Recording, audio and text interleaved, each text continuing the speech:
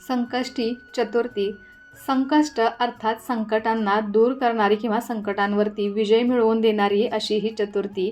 संकटांचा पराभव करणाऱ्या चतुर्थीला संकष्टी चतुर्थी असं म्हणतात. तर संस्कृत भाषेतील संकष्टी या शब्दाचा अर्थ कठीण प्रसंगातून सुटका करणे असा आहे. कोणत्याही प्रकारचे दुःख असेल तर त्यापासून मुक्त होण्यासाठी या चतुर्थीचा उपवास करून गौरीपुत्र गणेशाची पूजा केली जाते. तर या दिवशी लोक सूर्योदयापासून चंद्रोदय होईपर्यंत उपवास करत असतात.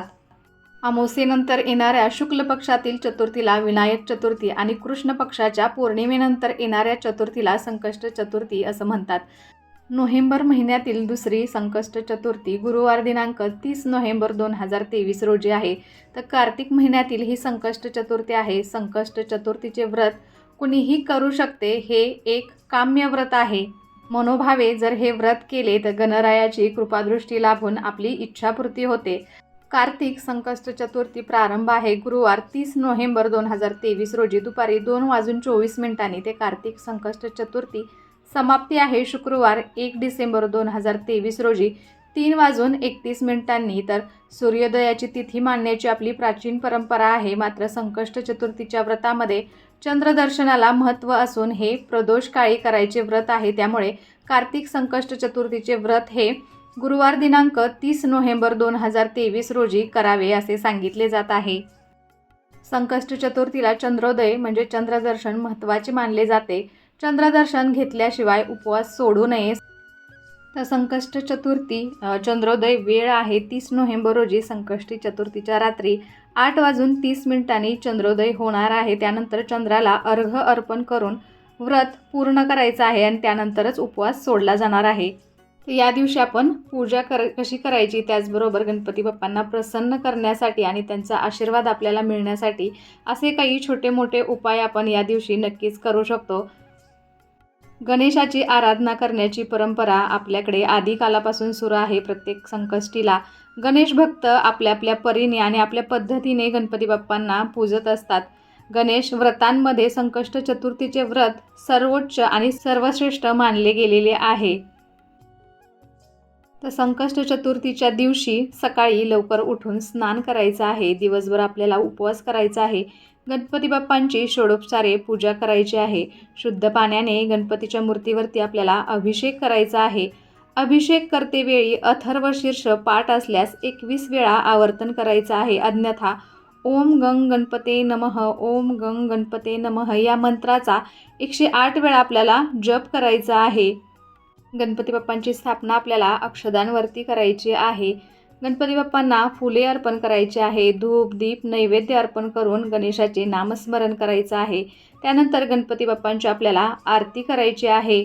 नैवेद्य दाखवायचा आहे. प्रसाद ग्रहण करून त्याचे वाटप आपण घरातील सर्वांना करायचं आहे. यानंतर रात्री चंद्रोदयाची वेळ पाहायची आहे.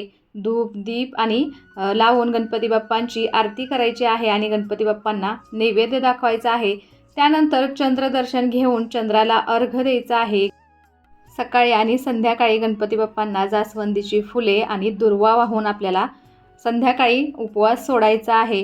अगदीच शक्य नसल्यास एकदा तरी भक्तिभावाने आपल्याला या दिवशी अथर्वशीर्ष म्हणायचं आहे किंवा श्रवण तरी करायचं आहे. तर याआधीच बऱ्याच व्हिडिओमध्ये मी संकष्टी चतुर्थी दिवशी आपण घरामध्ये पूजा कशी करायची आहे याबद्दलचे व्हिडिओ आपल्या चॅनलवरती आधीच आलेले आहेत. तरी मी व्हिडिओमध्ये तुम्हाला दाखवलेलंच आहे की इथे मी संकष्टी चतुर्थीची पूजा कशी करते. तर आजच्या व्हिडिओमध्ये आपण संकष्ट चतुर्थीच्या दिवशी गणपती अथर्वशीर्ष आपण म्हणत असतो. तर बऱ्याच वेळा आपल्याकडून काही चुका होत असतात. तर अथर्वशीर्ष पठण करण्याचे काही नियम आहेत ते आपल्याला नक्कीच पाळायचे आहेत. गणपती बाप्पांचे अथर्वशीर्ष हे अत्यंत शुभ आणि लाभदायक असले तरी संकष्ट चतुर्थीला किंवा नित्य पठणाच्या वेळी काही नियम प्रकर्षाने पाळले पाहिजेत असं सांगितलं जातं. संकष्ट चतुर्थीच्या दिवशी आपण गणपती बाप्पांची उपासना करत असतो. नामस्मरण करत असतो. जप करत असतो. स्तोत्र पठण आणि मंत्र आपण या दिवशी नक्कीच म्हणत असतो आणि आवर्जून आपण गणपती अथर्वशीर्ष हे आपल्याकडून म्हटले जाते. गणपती अथर्वशीर्ष हे सर्वाधिक प्रभावी मानले जाते. तर काही घरांमध्ये ते नियमितपणे पठण केले जाते. गणपती अथर्वशीर्ष म्हणताना काही गोष्टींचे भान ठेवणे नक्कीच महत्त्वाचं आहे आणि काही नियम पाळणे हे तेवढंच गरजेचं आहे. नियम पाळून केलेली उपासना ही कधीही लवकर फळ देते. हजारो भाविक ते दररोज अथर्वशीर्ष म्हणत असतात, मात्र गणपती अथर्वशीर्ष पठण करताना काही नियम पाळावे लागतात. थर्व म्हणजे चंचल आणि अथर्व म्हणजे स्थिर. शीर्ष म्हणजे मस्तक, ज्याच्या पठणामुळे बुद्धीला स्थिरता येते, असे उपनिषद म्हणजे अथर्वशीर्ष होय, असा याचा अर्थ लावला जातो. यात प्रथम गणपतीच्या सगुण ब्रह्माची उपासना सांगून शेवटी गणपती म्हणजेच परब्रह्म होय असे म्हटले गेलेले आहे. तर संकष्ट चतुर्थीच्या दिवशी बरेच लोक अथर्वशीर्षाचं पठण करत असतात. तर अथर्वशीर्ष म्हणण्यापूर्वी नेहमी स्नान करायचं आहे. अथर्वशीर्ष म्हणताना धूतवस्त्राची घडी, मृगाजीन, धाबळी किंवा दर्भाची चटई यांचा उपयोग करायचा आहे. अथर्वशीर्षाचा पाठ म्हणताना एकदाच मांडी घालून बसायचं आहे. वारंवार आसनावरून उठणे, मांडी बदलणे ह्या गोष्टी आपल्याला टाळायच्या आहेत.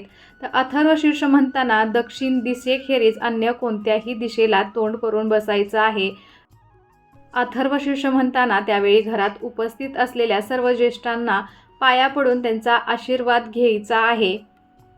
अथर्वशीर्ष पठण करण्यापूर्वी गणपतीची पूजा करून त्यांना अक्षदा, दुर्वा, शमी आणि तांबडे फूल किंवा जास्वंदीचे फूल अर्पण करून पूजा करायची आहे. आणि पूजा करणे शक्य नसल्यास गणपतीचे मनोभावे ध्यान करायचं आहे, नमस्कार करायचा आहे. त्यानंतर अथर्वशीर्ष पठणाला सुरुवात करायची आहे.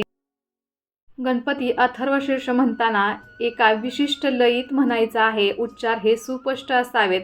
अथर्वशीर्ष समजून घेऊन मनापासून म्हणण्याने त्याचे फळ लाभते.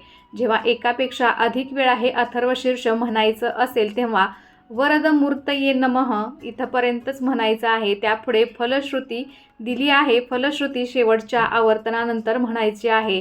तर अथर्वशीर्षाच्या आधी देण्यात आलेला शांती मंत्र प्रत्येक पठणापूर्वी न म्हणता सुरुवातीस एकदाच म्हणायचा आहे.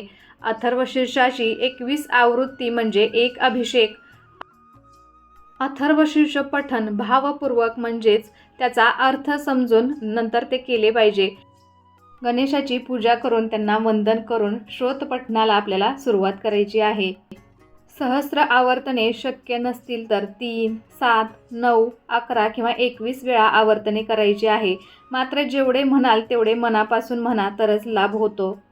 गणपती अथर्वशीर्ष पाठ नसेल तर श्रवण करायचं आहे. मात्र डोळ्यांसमोर श्रोताचे शब्द ठेवायचे आहेत, जेणेकरून मन भटकणार नाही आणि उद्देश आपला पूर्ण होईल. ज्यांच्या कुंडलीमध्ये राहू, केतू आणि शनी यांचा अशुभ प्रभाव असेल त्यांच्यासाठी हा गणपती अथर्वशीर्ष पाठ खूप फायदेशीर ठरतो. अशा व्यक्तीने दररोज गणपती अथर्वशीर्षाचे पठण करायचं आहे. त्यामुळे व्यक्तींचे दुःख दूर होते. जर मुले आणि तरुणांना अभ्यासात मन लागत नसेल, अभ्यासात लक्ष केंद्रित करता येत नसेल तर हे पठण नियमितपणे करावे. त्यामुळे एकाग्रता वाढते.